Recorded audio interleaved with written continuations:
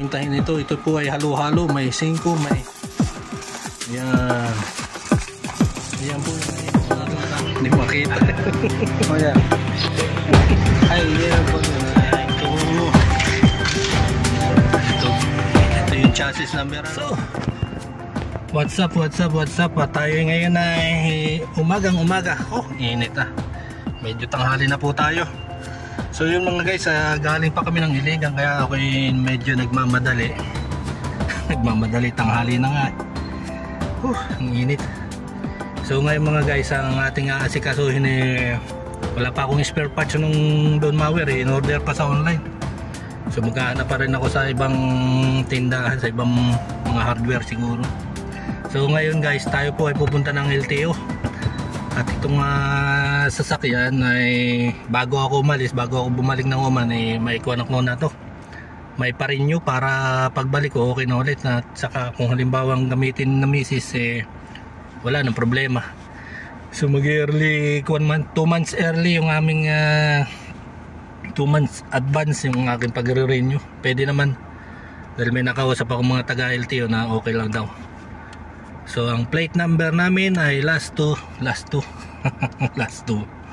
So yun, punta muna ako doon sa LTO. So tara mga guys, samahan nyo ako at tayo magre-renew. Yung ay pinaka chassis number number niyan, engine. Chassis number. Ang chassis number sir? Nasa likod sir. Ay yung pinaka-kuan. Sa likod nga kuan. Lapit sa dito na. Tulong. Oo, tama. Tulong! No, ito. Hindi makita. Oh yeah. Ay, hinirag ko yun. Okay lang. Data yung papel na Ay, ito yung chassis number Oo. Ako po din yan Hindi na hugasan yung chassis number. Andito ako sa LTO ngayon, papa-emission testing, Eagles Club. Hindi, akala ko pag membro ng Eagles ay may kuwan. Ito yung dati nasa may Kapatagan. Yung nasa Kapatagan nagsarado eh. Ha? Region 9. Ayun, Taga dito sir. Dito taga dito. Sino? Yung sabotado. Hindi taga rito yun? Oo, Region 9 yun. So ayan, dito tayo sa may LTO. Ito yung LTO. So yun guys, at tapos na tayo magparehistro. So ang binayaran natin sa emission 600, sa TPL 928. So depende insurance company. Kaya yun ang kinuha ko, yung insurance company na standard ay parehas din ng aming comprehensive. So naka-discount pa ako, baka naka-discount 928 plus 2,200 sa LTO. So sa suma total ay hindi ko alam, kukumputin natin maya maya. At tayo ay babiyahin na naman pauwi. At yun, at mabilis ang proseso dito sa Tubod, Lanao del Norte ang pag-rehistro. So ang mga kailangan, ORCR, tapos TPL, insurance, emission, at magdala kayo ng dalawang early warning device for inspection sa may ni-inspecton sa sasakyan So kailangan yung dalawang early warning device. So ayun mga guys, at tayo ay babiyahe muna at nandito pa tayo sa LTO. So biruin nyo, dumating ako rito mga alas 9 na. So 1 oras kalahati, tapos lahat nakabayad na ako lahat, tapos emission, TPL doon sa loob mismo ng LTO. So 1 oras kalahati, tapos hindi pa tayo nabot ng kalahating araw dito. So makakabalik pa tayo at may marami pa tayo magagawa sa ating bahay. So yun mga guys, ang ganap po rito at hindi ko na makapagkita ang ating mga kaganapan sa kalsada kasi wala po tayong holder nitong ating cellphone at baka ito ay mahulog lang. So yun mga guys, kung kayo po ay may mga katanungan about sa LTO, kontakin nyo po ang mga taga LTO. So magbibigay po ako ng konting information lang, ngayon lang. So let's go na tayo mga guys, at ako'y pinalalamig-lamig ko lang yung loob ng sasakyan at ako'y hahanap ng mga kakainan at ako'y hindi pa nakain. Hindi pa tayo nag-aalmusal. Hindi na lang siguro sa tabing kalsada. So yun, ika nga ay may dala pala akong pandesal, yun na lang aking kakainin maya maya. So let's G tayo, let's G. Ayan, at mukhang gutom na ako. Hindi mukha, talagang gutom na. So yan, dadaan muna tayo dito, may karinderya dito, yung restaurant. Dito lang muna ako kakain at ang biyahe ko mula doon sa bahay hanggang doon sa Tubod ay mga 45 minutes. Halos isang oras na rin. So yan, kakain muna ako at medyo pasal-pasal na tayo. Kasi ang oras ay alas 11, mag-15 na, 11:15. So para pagdating ko doon ay hindi na ako magluluto-luto. At ayun, at alas 10:30, alas 10 pasado tayo umalis doon, alas 11 na, may tinigilan para tayo dito at naghahanap nga ako ng pyesa nung pantabas ni Father, yung grass cutter. So ngayon nakaramdam na ako ng gutom, ay ako kakain muna rito. So samahan nyo akong kumain. At yung aking pandesal ay yun, nandun, yun. Hindi ko nakain at nabawasan ko lang kanina.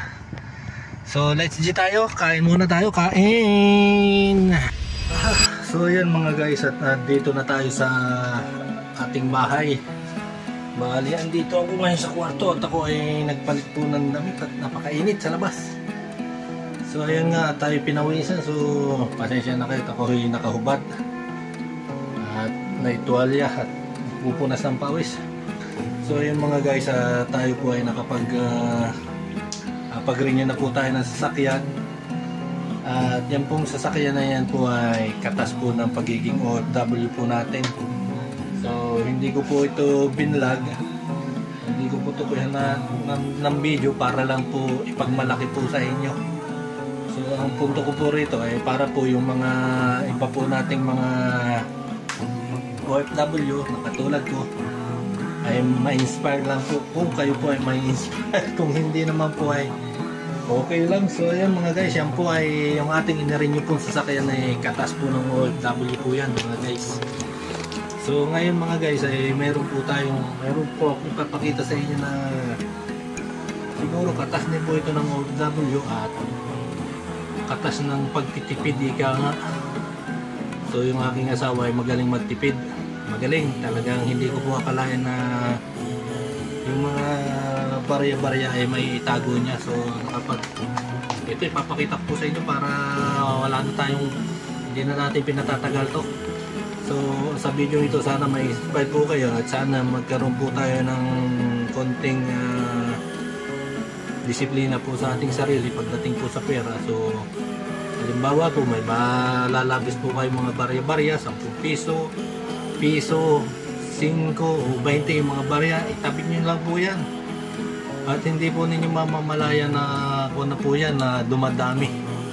So ito po, example po itong aking ipapakita sa inyo. So tara, samahan nyo ako mga guys at pakita ko sa inyo. So let's G tayo. So ito yan mga guys, ito yung naipon ng aking asawa yan. Hindi ko po alam na yung mga ipon po siyang ganyan. So ang gagawin po natin ngayon, kukwentahin ko po yan. Yan po ay may tiga, ayan, at tigba 20 at tigjijis. So ito po ay balak po namin papalitan namin sa bangko para maging buo. Pambayad din po namin yan sa kuryente, sa tubig, at saka kung ano-ano pa. Kasi medyo kuwang kami sa budget ngayon, medyo gipit-gipit. So ayan, at least may nakatago, may bayad tayo yan. Ito pa mga guys, yan, bigat nito yan, hindi ko may tayo, hindi bubuksan po natin yan. At ating kukwentahin ito. Ito po ay halo-halo, may 5, may Ayan po yung aking asawa, hindi ko po alam kung ilang taon. Hindi ko po alam kung ilang taon niya ito. Bibilangin ko yan at samahan niyo po ako. Ang dami nitong barya na to. Ayan. Ito pa, nasa tabo. Ito pa oh, ayan, naka-plastic. Ako po ay na-surprise dito nung ipinakita ito sa akin ng misis ko. Hindi ko po akalain na.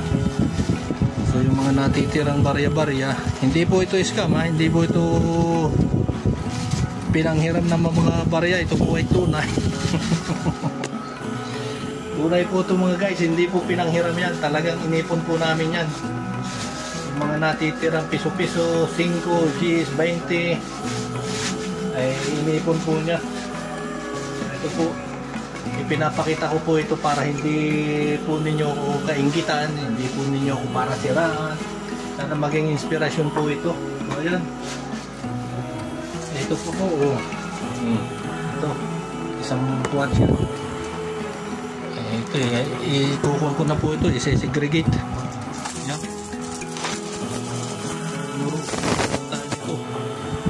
Ilang oras natin bibilangin ito, puro barya, gis. Ito pa. Ito pa. Yan pa. Napakaraming ito. So, papakita ko sa inyo mga guys. Para sure tayo. Ito pa. Yan. Yan. So, tulungan nyo ako mga guys magbilang nito ha. Pero ito ay hindi ko nakukuhanan ng napakahabang video. At baka naman kayo ay maumay yan oh, sa dami yan oh. So may 20, may G's. So yan po ay iti-tape ko.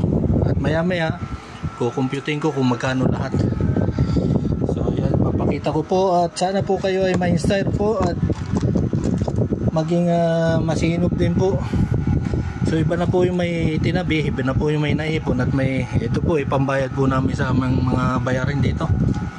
Ayan po oh. Yan ay tig si 5. Ayan 5. Ito naman nasa kuhan ay ayan. Ito ay siguro may G's. G's yan, puno. Ayan ang mga pinaglagyan. Na surprise. Iba na talaga yung mga matitipid. So yan mga guys, at ito po ay ating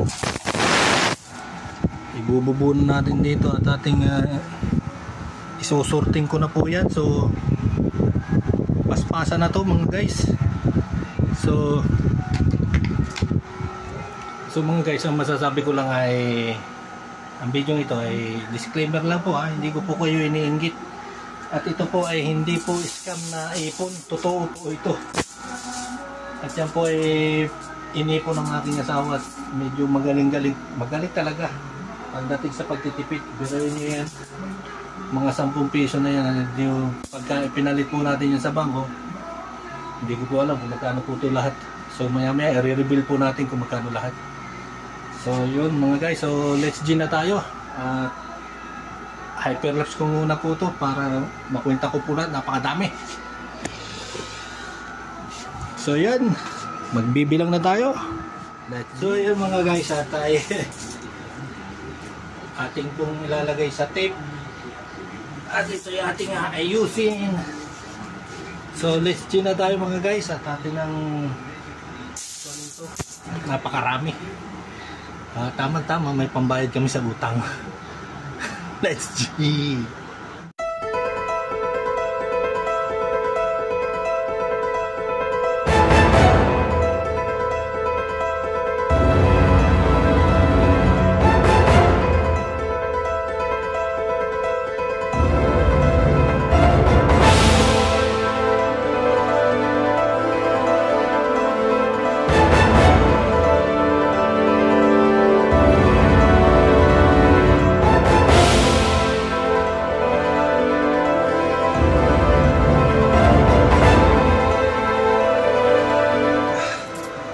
So yun mga guys, dito sinigregate ko muna yung mga 5-5, napakadami ng tigpa 5 pesos.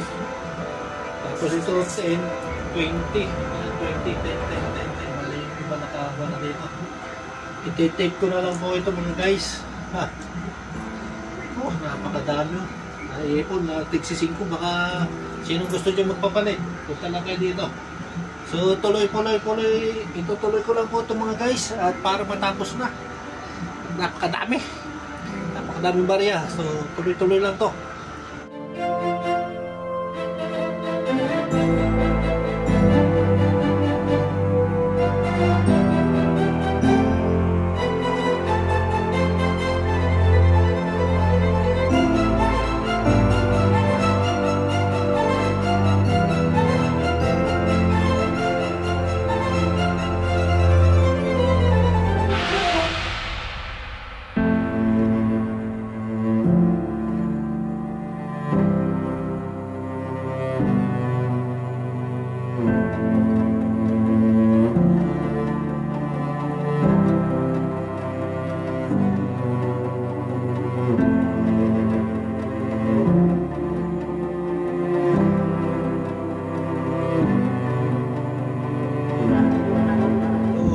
Guys, at nakakapagod magbilang. So ang binilang ko lang po mga guys ay itong mga tig-GGs at tig-20, itong tig-10 peso na barya, pero itong mga tig-5 saka ako nabibilangin yan, puno pa yung apat, ayan, puno pa yung apat na lagayan. Puro po ito tig-5. So ito ang ating naipon, hindi ko alam kung ilang buwan ito inipon ni Mrs. So bilangin ko itong tigpa 20, so 20, 10 itong piraso, so 200, so is 200, 4, 6, 800, 1,000, 200,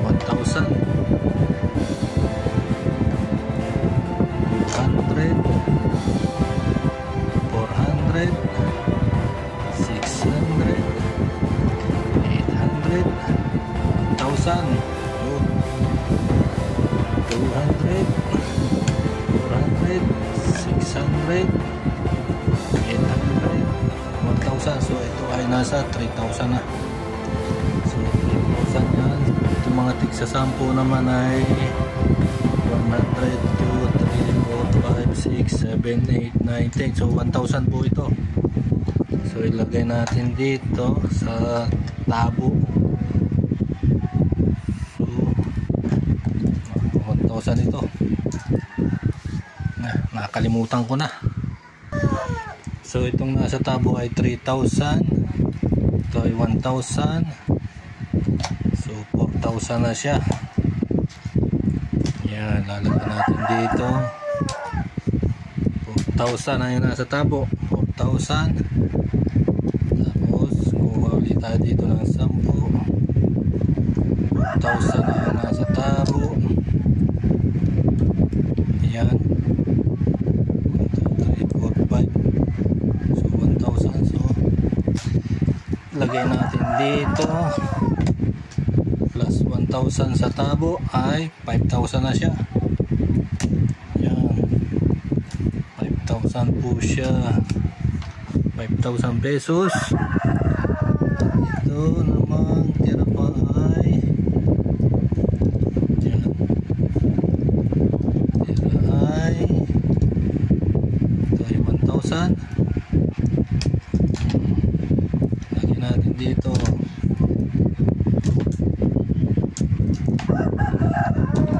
6,000 na siya. 6,000. Tapos ito pa 6,000. Yan, ito 1,000. 1,000 plus 6,000, 7,000.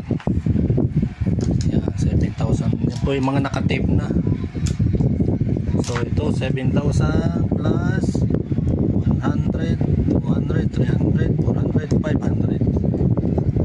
So 7,500 po ito. Yan, nasa tabo. 7,500 na tumatambiro. Ito po yung naipubigat. Tapos ito hindi ko pa nakwenta. Madami, tanghali na. wala na tayong magagawa pagka binilang natin ng binilingan. So yan mga guys, ang ating naipon ni Mrs. pa. At bilang OFW, yung Mrs. ko ay magaling din mag-ipon. So ayan po, yung ating recap ko lang po, yung ating inarinyo na sasakyan po ay katas po ng OFW. Siguro ito din naman po ay katas din po ng ating paghihirap sa ibang bansa. Kasi yung mga sobrang pera at saka mga barya-barya, so naipon ni Mrs. So katas na rin po ng ating paghihirap yan. So ayan, at ito ay magagamit namin pambayad sa kuryente at pambili ng mga isda, pambayad sa kuryente, sa tubig, at kuha na rin, pambili ng mga gamit dito sa bahay, mga pangkonsumo. So yan lang mga guys, yan lamang po, yan, katas po ng ating pinaghirapan. At hanggang dito na lang po mga guys, at sa susunod muling ating video. So paalam, at sana po yung lahat po ng makapanood nito ay ma-inspired at gayanin po tayo. Hindi ko po kayo iniinggit, kayo po ay ina-encourage ko po na gumaya sa ating nagawa ngayon. So yan, 7,500, hindi pa po nabilang itong mga barya na ako na tigsi 5. So hanggang dito na lang. See you sa susunod na vlog. Paalam, bye bye, God bless.